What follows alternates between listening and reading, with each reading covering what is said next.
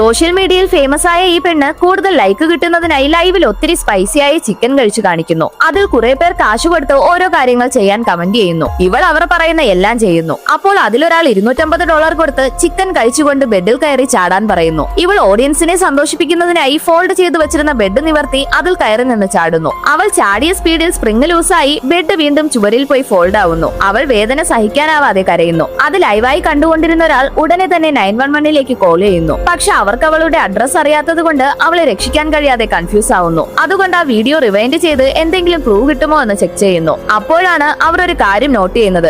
അവൾ കഴിക്കാൻ വാങ്ങിയ ഫുഡിന്റെ ബില്ലിൽ അവളുടെ അഡ്രസ് ഉണ്ട്. അത് സൂം ചെയ്ത് നോക്കി അഡ്രസ് കണ്ടുപിടിച്ച് റെസ്ക്യൂ ടീം അവിടേക്ക് വരുന്നു. ബെഡ് നിവർത്തി നോക്കുമ്പോൾ അവൾ സേഫ് ആണ്. പക്ഷെ അവളുടെ ഒരു കാലിന്റെ എല്ല് മാത്രം ഒടിഞ്ഞു പുറത്തു വന്നിരിക്കുന്നു. അത് ശരിയാക്കാൻ ശ്രമിക്കുമ്പോൾ വേദന സഹിക്കാൻ കഴിയാതെ അവൾ നിലവിളിക്കുന്നു. ഇതെല്ലാം ഓഡിയൻസ് ലൈവായി കണ്ടുകൊണ്ടിരിക്കുന്നു. അതുകൊണ്ട് അവളുടെ വ്യൂസ് മില്യൺസ് ആവുന്നു. അവസാനം വ്യൂസിനായി എന്തൊക്കെയോ ചെയ്യാൻ ശ്രമിച്ച് കാലൊടിഞ്ഞ് ഹോസ്പിറ്റലിലേക്ക് കൊണ്ടുപോകുന്നു.